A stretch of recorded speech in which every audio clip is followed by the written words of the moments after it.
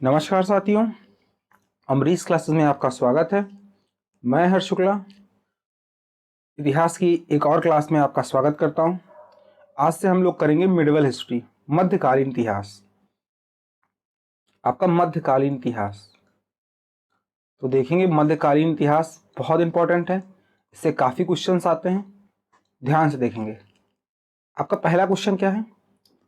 आपका पहला क्वेश्चन है, गजनी का वह प्रथम शासक कौन था जो खलीफाओं से सुल्तान की उपाधि धारण कर सुल्तान कहलाने वाला प्रथम शासक बना? क्या सुबुक्तगीन था, महमूद गजनवी था, मोहम्मद गोरी था, अलप्तगीन था? आपका राइट आंसर होगा महमूद गजनवी। आपका राइट आंसर होगा महमूद गजनवी। महमूद गजनवी के बारे में जानेंगे। तो ये जो है अलप्तगीन नामक तुर्क सरदार गजनी साम्राज्य की स्थापना करता है, उसके बाद अपनी राजधानी गजनी बनाता है। और ये भारत पर आक्रमण करने वाला महमूद गजनवी पहला तुर्की जो है मुस्लिम है। तो पहला तुर्की मुस्लिम भारत पर आक्रमण करने वाला।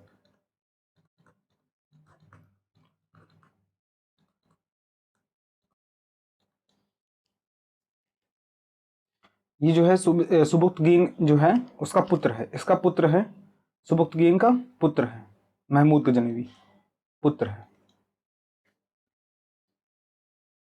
इसको उपाधि जो थी कौन कौन सी दी गई थी? एक तो गाजी की उपाधि दी गई थी, गाजी की उपाधि दी गई थी। और दूसरी से उपाधि दी गई थी कौन सी?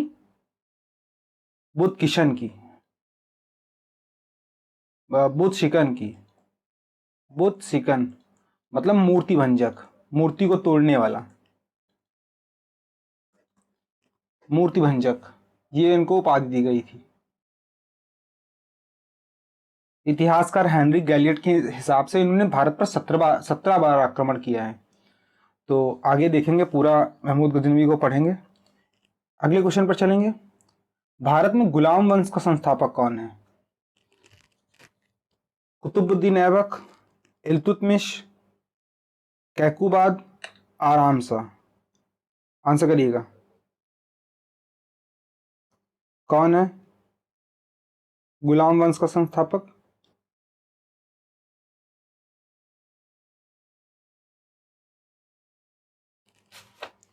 तो ये भारत में कुतुबुद्दीन ऐबक है। कुतुबुद्दीन ऐबक। भारत में एक नए वंश की स्थापना होती है जिसका नाम है गुलाम वंश। गुलाम वंश की स्थापना होती है। और ये गुलाम वंश की स्थापना कौन करता है? तो ये करता है आपका कुतुबुद्दीन ऐबक।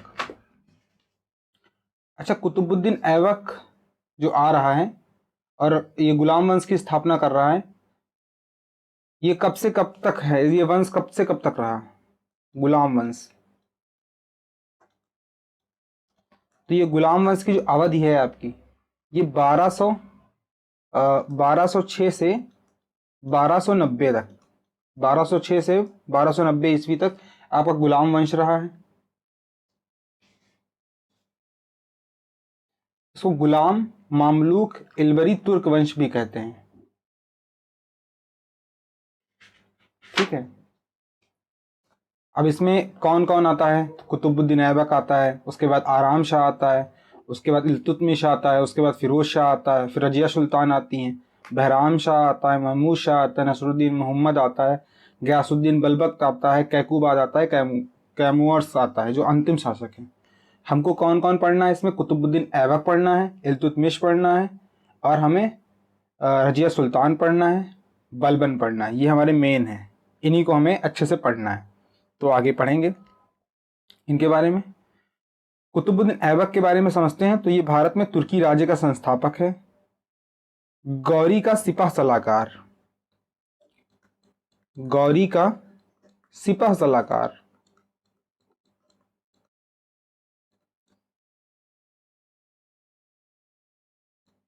गौरी का सिपह सलार कमांडर व गुलाम था। कौन? कुतुबुद्दीन ऐबक।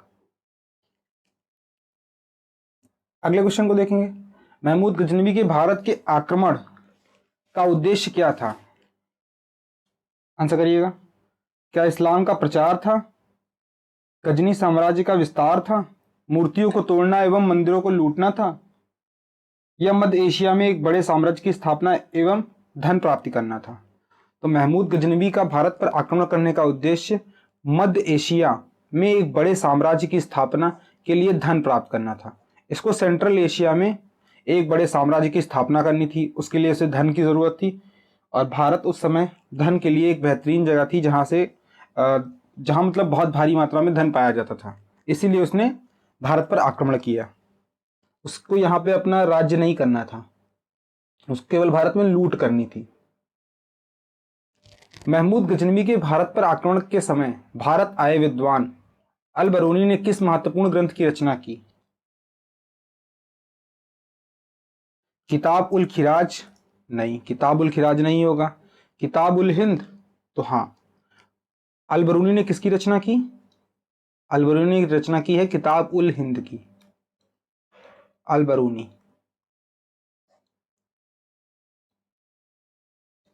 अल बरूनी। किताब उल रहला तो ये भी आगे पढ़ाया जाएगा, लेकिन ये नहीं है आपके क्वेश्चन का आंसर। आप लोग याद रखेंगे किताब उल हिंद अल बरूनी, अल बरूनी से रिलेटेड है किताब उल हिंद। अगले क्वेश्चन को देखेंगे। दिल्ली सल्तनत की दरबारी भाषा थी, दिल्ली सल्तनत की दरबारी भाषा क्या थी? उर्दू थी, फारसी थी, हिंदी थी, या अरबी थी? दिल्ली सल्तनत की दरबारी भाषा, तो दिल्ली सल्तनत की दरबारी भाषा याद रखिएगा फारसी रही है। कौन सी रही है? फारसी। फारसी रही है, फारसी भाषा रही है। अगले क्वेश्चन को देखेंगे। आगरा नगर की स्थापना किसके द्वारा कराई गई? अभी मैं मिक्स क्वेश्चन करा रहा हूं, अब बाद में आपको एक एक वंश पढ़ा दूंगा, ठीक है? एक एक वंश पढ़ा दूंगा, पहले क्वेश्चन देख लीजिए कुछ। फिरोज तुगलक, मोहम्मद बिन तुगलक, अलाउद्दीन खिलजी, सिकंदर लोधी। तो आगरा नगर की स्थापना करी है सिकंदर लोधी ने। अब आप में बहुत सारे लोग कहेंगे कि सर हमें वंश का क्रम नहीं याद होता है, वंश का क्रम नहीं याद होता है कि कौन वंश पहले आया कौन बाद में आया। तो सबसे पहले आपका आया था गुलाम वंश, फिर आया था आपका खिलजी वंश, उसके बाद आपका कौन आया था? खिलजी वंश। फिर आया था तुगलक वंश, फिर आया था सैयद वंश, और सबसे लास्ट में आपका कौन सा आया था? लोधी वंश।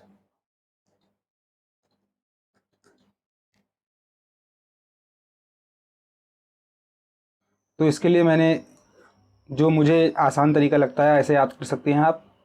गुड़ खा लो, गुड़ खा लो तसले में, गुड़ खा लो तसले में।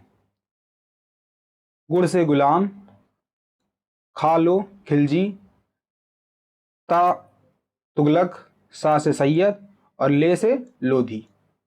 तो ऐसे आप याद रख सकते हैं वंश का क्रम।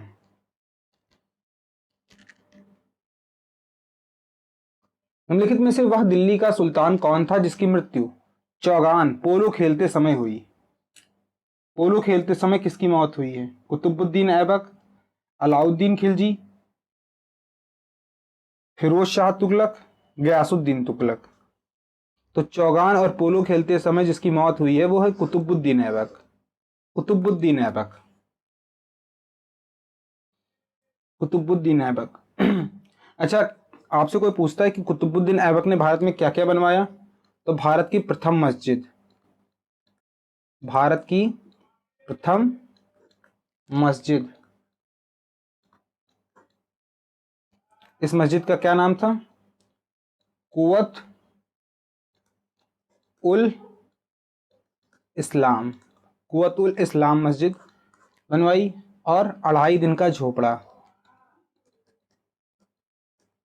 2.5 दिन का झोपड़ा। कुवत उल इस्लाम में जैन व वैष्णव मंदिर के अवशेष हैं। और जो आपका 2.5 दिन का झोपड़ा है अजमेर में, इसमें बौद्ध मठों के अवशेष है। मैंने आपको बताया था ना, विग्रहराज चतुर्थ द्वारा लिखित नाटक हरिकेली, इसके अवशेष हैं 2.5 दिन के झोपड़े पे। कुवत उल इस्लाम मस्जिद का निर्माण किसके द्वारा कराया गया? तो मैंने अभी आपको बता दिया। ये आपके कौन हो जाएंगे? कुतुबुद्दीन ऐबक। कुतुबुद्दीन ऐबक हो जाएगा आपका राइट आंसर। कुतुबुद्दीन ऐबक हो जाएंगे आपके राइट आंसर। कुवत उल इस्लाम मस्जिद, कुतुबुद्दीन ऐबक। तराइन की पहली लड़ाई 1191।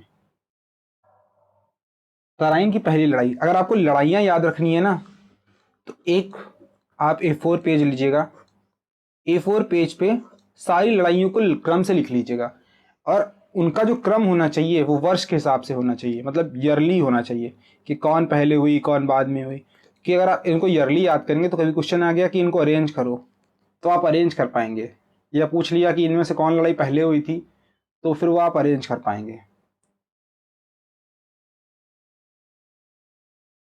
तो मैं ही करा दूंगा आपको, परेशान मत होइएगा, आपको लड़ाइयाँ एक क्रम में याद करवा दूंगा। एक क्रम में आपको सारी लड़ाइयाँ, युद्ध लड़ाया जो है, जो भी लड़े गए हैं वो आपको याद करा दूंगा। फिलहाल इस क्वेश्चन का आंसर देंगे। तो तराइन की पहली लड़ाई लड़ी थी मोहम्मद गौरी एवं पृथ्वीराज चौहान के बीच में। मोहम्मद गौरी एवं पृथ्वीराज के चौहान के बीच में। First battle of Tarain.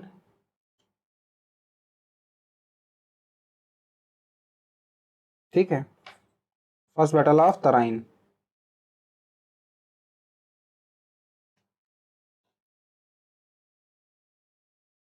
और तराइन के प्रथम युद्ध में किसकी जीत हुई थी? तो ये भी आपसे क्वेश्चन पूछ लेता है। तो ये जीत हुई थी पृथ्वीराज चौहान की। किसकी जीत हुई थी? पृथ्वीराज चौहान की जीत हुई थी।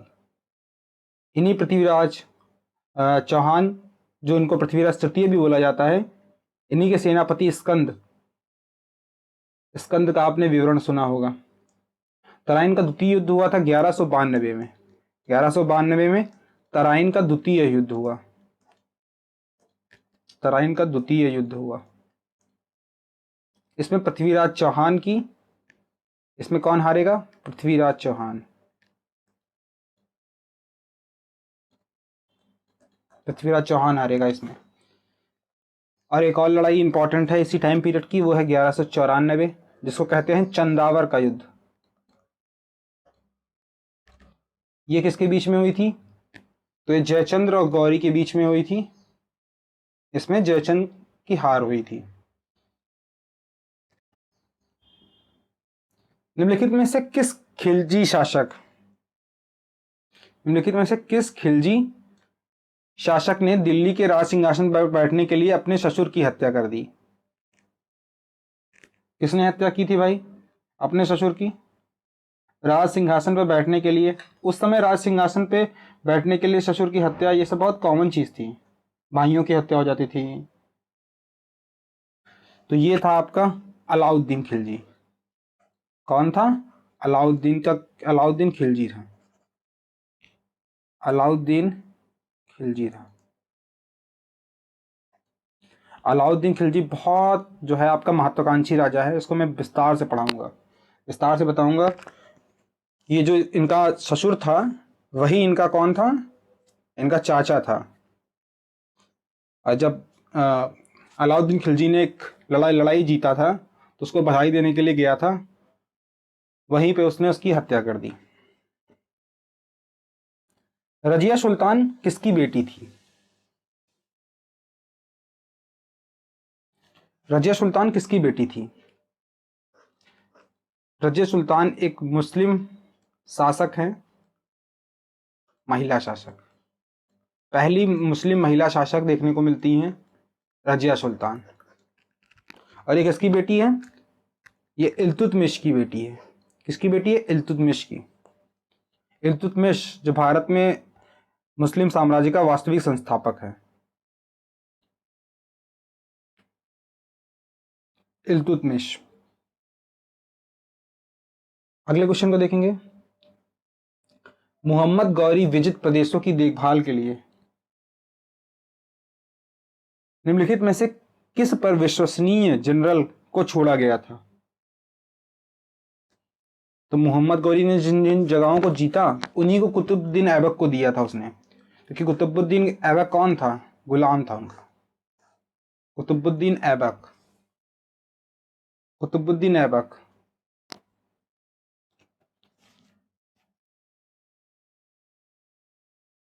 किसके शासनकाल में सबसे अधिक मंगोल आक्रमण हुए? किसके शासनकाल में सबसे अधिक मंगोल आक्रमण हुए? तो ये याद रखिएगा, ये है आपका अलाउद्दीन खिलजी। अलाउद्दीन खिलजी के समय सबसे ज्यादा मंगोल आक्रमण हुए। अगले क्वेश्चन को देखेंगे। तराइन के द्वितीय युद्ध में किसने किसको पराजित किया? तराइन के द्वितीय युद्ध में किसने किसको पराजित किया? तो तराइन का द्वितीय युद्ध कब हुआ था? 1192 में हुआ था। किसके किसके बीच में हुआ था? पृथ्वीराज चौहान, पृथ्वीराज और मोहम्मद गौरी के बीच में हुआ था। इसमें किसकी जीत हुई थी? पहले में चौहान जीता था, दूसरे में गौरी जीता था, तो मोहम्मद गौरी की जीत हुई थी। तो आंसर क्या होगा? पृथ्वीराज ने मोहम्मद गौरी को, पृथ्वीराज ने थोड़ी पराजित किया था। महमूद गजनवी ने पृथ्वीराज को? नहीं, पृथ्वीराज ने महमूद गजनवी को, मोहम्मद गौरी ने पृथ्वीराज को। तो ये डी होगा आपका राइट आंसर। डी होगा आपका राइट आंसर। अगले क्वेश्चन को देखेंगे। दिल्ली के किस सुल्तान को इतिहासकारों ने विरोधों का मिश्रण बताया? दिल्ली के किस सुल्तान को इतिहासकारों ने विरोधों का मिश्रण बताया?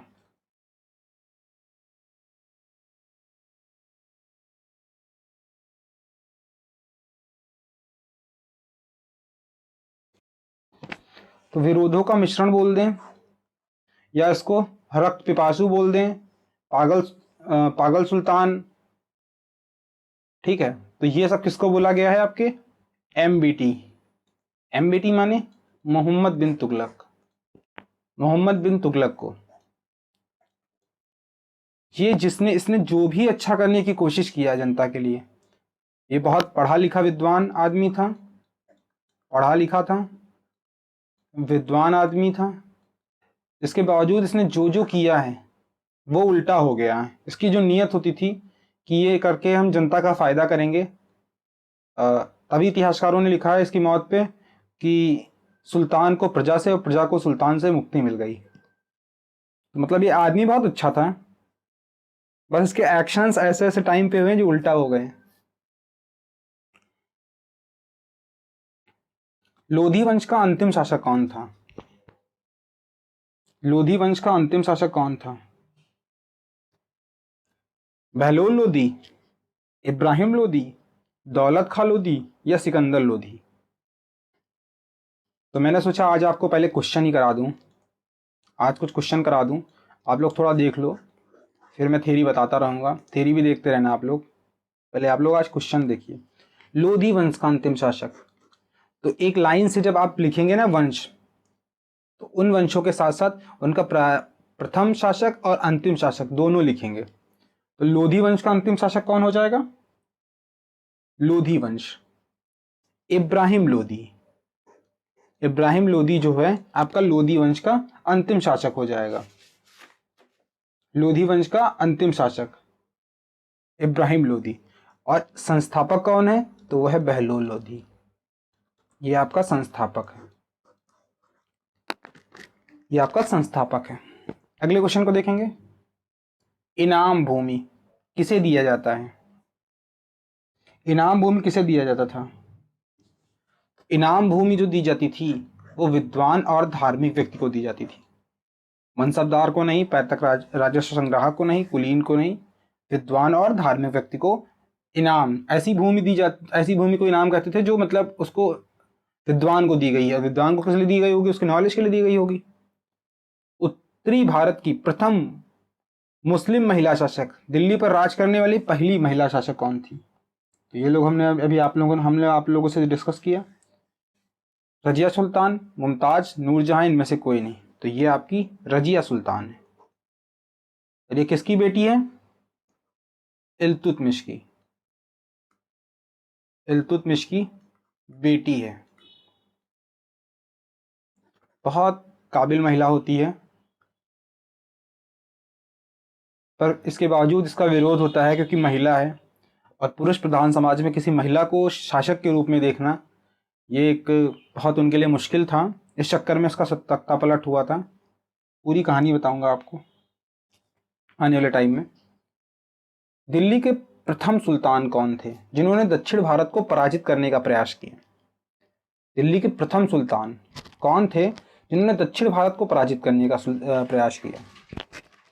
अब देखो, आज आपको जो मिक्स क्वेश्चन करा रहा हूँ ना, पूरा आगे पीछे से, तो आप लोग थोड़ा सा ज़्यादा रिलेट कर पा रहे होंगे, दिल्ली के प्रथम सुल्तान कौन थे जिन्होंने दक्षिण भारत को पराजित करने का प्रयास किया?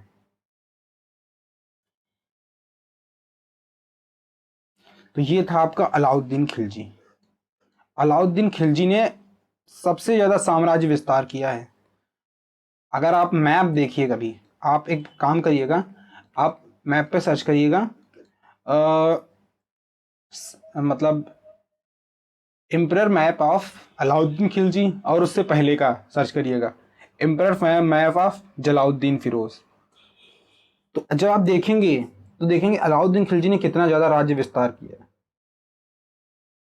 और इसकी दक्षिण विजय में किसका हाथ था?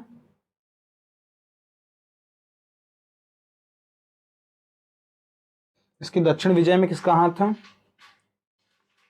जो इसका सेनापति था, क्या नाम था? मलिक काफूर।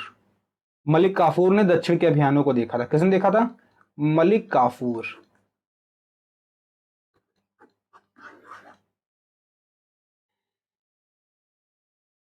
यात्री इब्न बतूता कहां से आया था?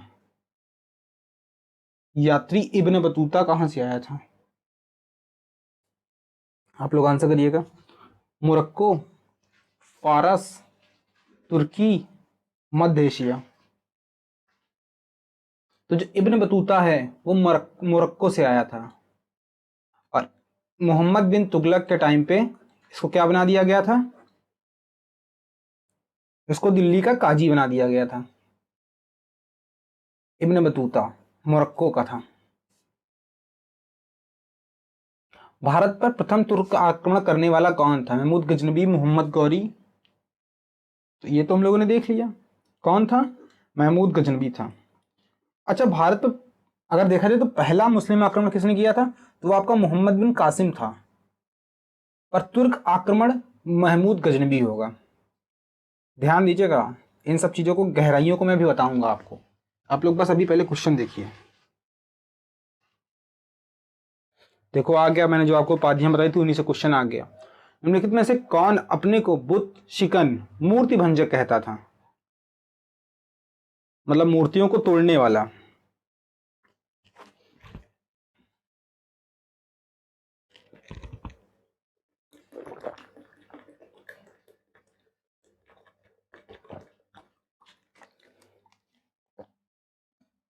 बुत शिकन अपने आप को कौन कह रहा है? तो ये अपने आप को कह रहा है महमूद गजनबी।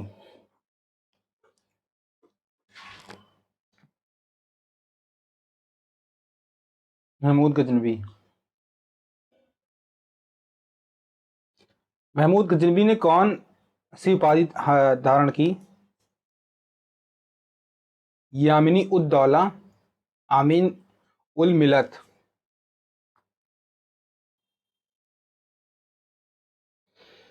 तो आपको मैंने दो उपाधियां बताई थी, ठीक है, दो उपाधियां बताई थी, और साथ में एक ये भी याद कर लीजिएगा, दो याद कर लीजिएगा, यामिनी उद दौला और अमीन उल मिलत।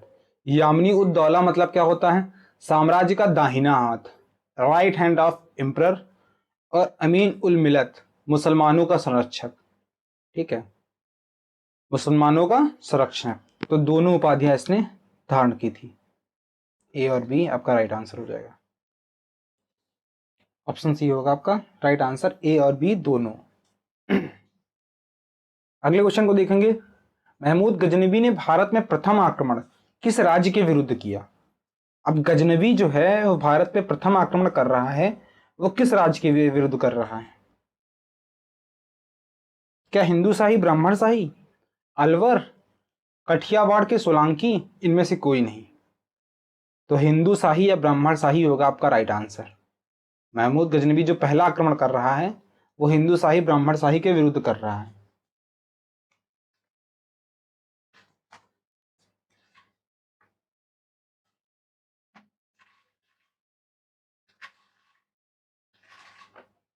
इसी महमूद गजनवी की सेना में एक तिलक नाम का हिंदू सेनापति भी था।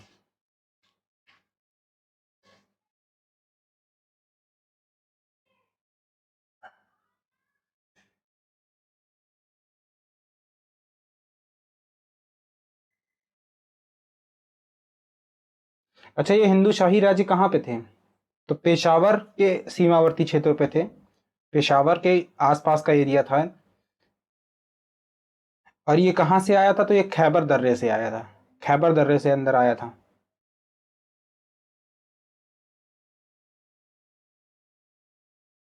हिंदू शाही राज्य की राजधानी थी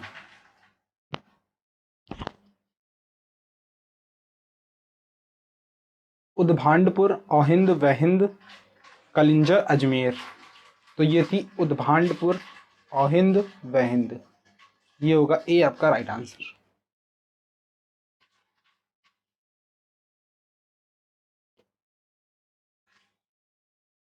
देखो, हिंदू राजा था,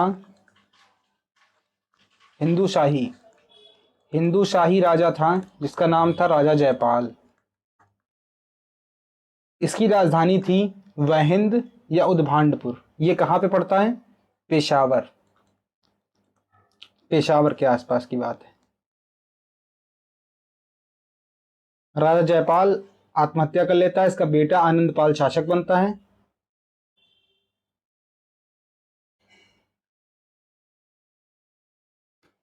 आगे देखेंगे, महमूद गजनवी का भारत में अंतिम आक्रमण किसके विरुद्ध हुआ?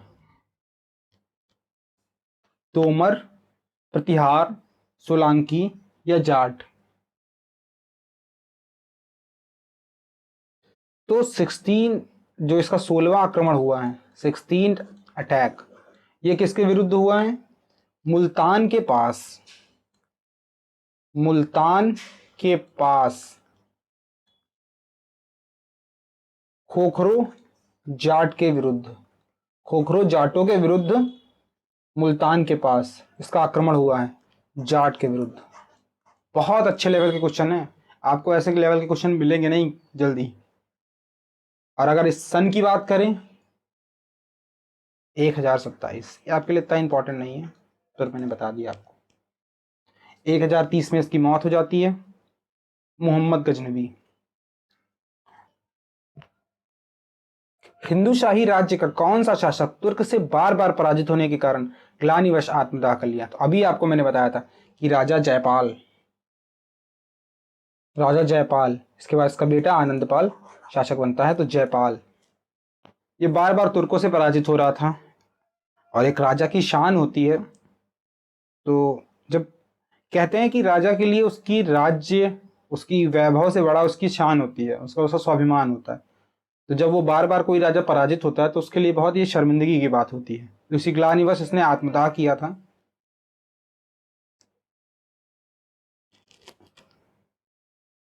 महमूद गजनी, देखो गजनवी अलग है, महमूद गजनी किस वंश का जो है मतलब था? यामिनी, गुलाम, खिलजी, तुगलक?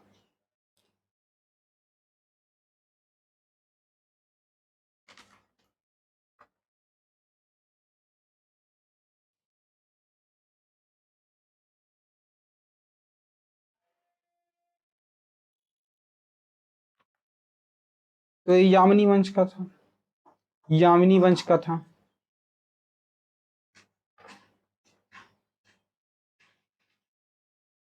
यामिनी वंश का था,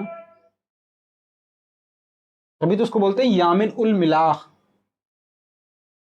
मैंने बताया था ना आपको, यामिन उल उद्दौला।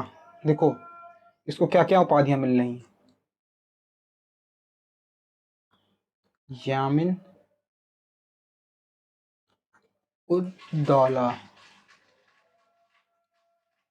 यामिनी उल मिलाह, यामिन उल मिलाह।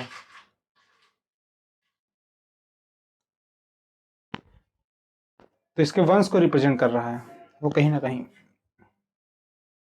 भारत में मुस्लिम राज्य का संस्थापक मोहम्मद गौरी, इल्तुतमिश, अकबर, बाबर।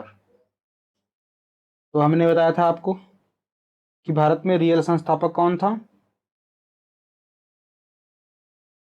देखो, अगर पूछेगा आपसे कि भारत में मुस्लिम राज्य का वास्तविक संस्थापक, लेकिन इसमें पूछ रहा है कि मुस्लिम राज्य का संस्थापक, इसमें वास्तविक संस्थापक जैसी बात कुछ नहीं कर रहा है। तो इस संस्थापना तो मोहम्मद गौरी कर रहा है। भाई मोहम्मद गौरी ने ही तो अपना दे दिया था, किसको? ऐबक को, कुतुबुद्दीन ऐबक को, कि ये लो साम्राज्य इसको चलाओ। तो संस्थापना तो मोहम्मद गौरी कर रहा है। हाँ, गुलाम वंश की संस्थापना ऐबक से रही है। और भारत में पूछेगा मुस्लिम राज्य का वास्तविक संस्थापक, तो वो इल्तुतमिश होगा। किसने इक्तादारी प्रथा चलाई? फिरोज तुगलक, मोहम्मद बिन तुगलक, इल्तुतमिश, गयासुद्दीन तुगलक, गयासुद्दीन बलबन। तो इक्तेदारी प्रथा किसने चलाई? इल्तुतमिश ने चलाई। किसने चलाई? इल्तुतमिश ने चलाई। तो आज तो हम लोग के पास टाइम थोड़ा कम है, तो आज हम लोग थ्योरी नहीं देखेंगे। कल से हम लोग थोड़ा थ्योरी थोड़ा थोड़ा देखेंगे। सबसे पहले मैं एक बार आपको क्या बताऊंगा? सबसे पहले एक बार गजनबी बताऊंगा, उसके बाद मैं आपको बताऊंगा गजनवी से पहले हल्का सा मोहम्मद कासिम से लेकर चलेंगे, पूरा छोड़ेंगे कुछ नहीं। मोहम्मद कासिम, फिर गजनबी, इसके बाद आपका आएगा गौरी, गौरी के बाद आपका आएगा, गौरी के बाद आएगा आपका क्या? गुलाम वंश, गुलाम वंश के बाद आएगा आपको, देखो ऐसे याद करते रहना, गुलाम वंश, खिलजी वंश, उसके बाद तुगलक वंश, उसके बाद सैयद वंश, उसके बाद लोधी वंश, लोधी वंश। तो ये सब देखते रहेंगे हम लोग, करते रहेंगे, ठीक है? थोड़ा थोड़ा करते रहेंगे डेली, और आपकी कैसे मिडवल खत्म हो जाएगी आपको पता भी नहीं चलेगा। तो बस आप जुड़े रहिए मेरे साथ, मिडवल में बहुत बिल्कुल रटा दूंगा मिडवल के फैक्ट्स, बस क्लास से जुड़े रहिए। तो आज की क्लास आपको कैसी लगी एक बार कमेंट में बताइएगा, और ऐसी क्लासों के लिए इस चैनल से जुड़े रहिए। Thank you so much.